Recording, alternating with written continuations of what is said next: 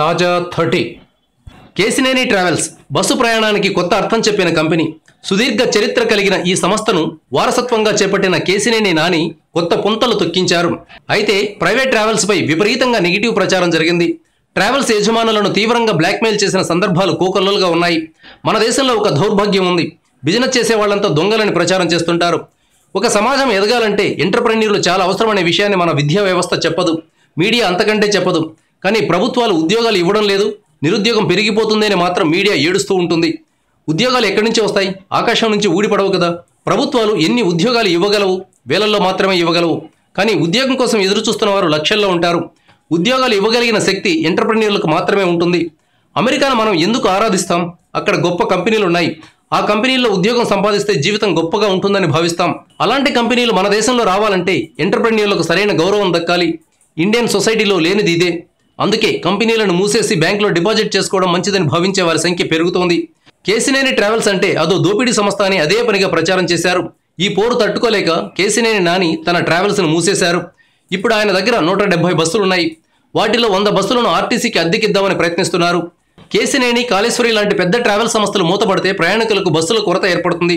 ఆ కొరత తీర్చాల్సిన బాధ్యత ఆర్టీసీ మీద ఉంటుంది. అందువల్ల అద్దెకు బస్సులు తీసుకోవడంలో తప్పేముంటుంది? కేసినేని నాని తన సొంత సంస్థను సరిగా నడపలేక నాశనం చేసుకున్నాడు. ఇప్పుడు ఆర్టీసీని నాశనం చేయాలని కంకణం కట్టుకున్నాడు. తన బస్సులను ఆర్టీసీకి అంటగట్టాలని ప్రయత్నిస్తున్నాడు అనే ప్రచారం చేస్తున్నారు. అంటే కేసినేని నాని తన 170 బస్సుల్ని షెడ్డులో పడేసి అవి తుప్పు పట్టిపోయేలా చేస్తే విష ప్రచారం చేసేవారికి ఆనందంగా ఉంటుంది.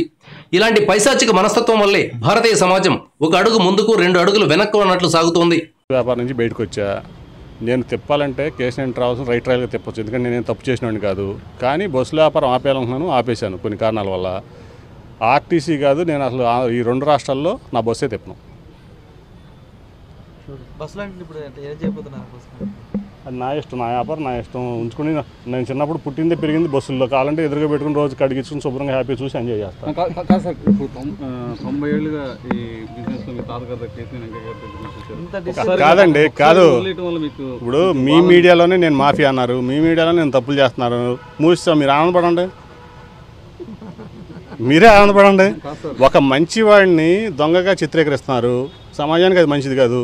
నాది safest bus travel in the country, not in ఈ 2 రాష్ట్రాలు కాదు, ఈ భారతదేశంలోనే. నా యాక్సిడెంట్ యావరేజ్ తీసుకుంటే ఆల్మోస్ట్ 0.01 ఈ భారతదేశంలోనే.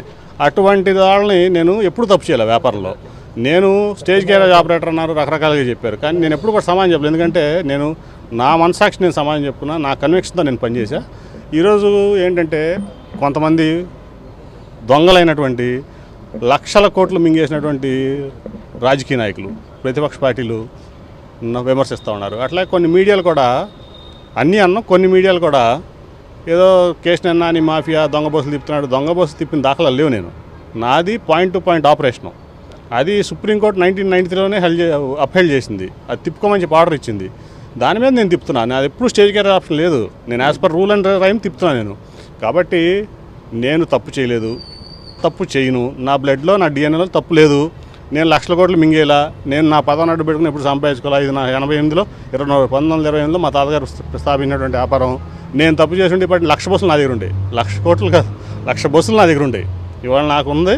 నేను కొవ్వొత్తిలాగా కరుగుతూ వచ్చే తప్ప పెరగలా నేను ఈ రాజకీయంలోకి వచ్చిన తర్వాత. అయినా సరే మా పార్టీ మాట్లాడకూడదు, మా నాయకుడు పడకూడదని చాలామంది మీడియాలో కూడా నష్టాలు వస్తాయి అంటున్నారు. నాకు ఈ 2 ఏళ్ల నుంచి నష్టాలు వస్తున్నమాట కరెక్ట్ వాస్తవం. ఎందుకంటే కొన్ని ఇల్లీగల్ బస్సులు తిరుగుతున్నాయి కాబట్టి నాకు నష్టాలు వచ్చినాయి. కానీ ఇటువంటి నష్టాలను ఇంకా 10 ఏళ్ళు తట్టుకుని నిలబడగల కెపాసిటీ కేసినేని ట్రావెల్స్కి ఉంది. దానివల్ల మూసేయాలి నేను. నష్టాల వల్ల నేను మూసేలా. ఇంకా 10 ఏళ్ళైనా ఈ నష్టాలని తట్టుకుని నిలబడే కెపాసిటీ కేసినేని నానికి ఉంది, కేసినేని ట్రావెల్స్ కూడా ఉంది. కాబట్టి ఈరోజు సమాజంలో ఒక వ్యవస్థ తప్పు జరుగుతుందని ప్రశ్నిస్తున్నాం. దాన్ని అడిగిన వాడిని దొంగ అంటున్నారు.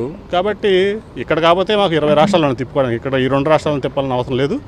కాబట్టి మీడియా కూడా ఇప్పుడు నా వ్యాపారం నేను మానేసిన పక్క రాష్ట్రానికి వెళ్తే నాకేం ఇబ్బంది లేదు. కానీ ఈ రాష్ట్రంలో ఒక సేఫెస్ట్ బస్ ట్రావెల్ని, ఒక నీతిగా నిజాయితీగా చేసేటువంటి వ్యాపారస్తుడిని దొంగ అంటే సమాజానికి నష్టం, నాకంటే కూడా. Thank you viewers. ఈ వీడియో మీకు నచ్చితే లైక్ బటన్ టచ్ చేయండి. తాజా 30 ఛానల్కు సబ్స్క్రైబ్ చేయండి. మీ మిత్రులకు షేర్ చేయండి.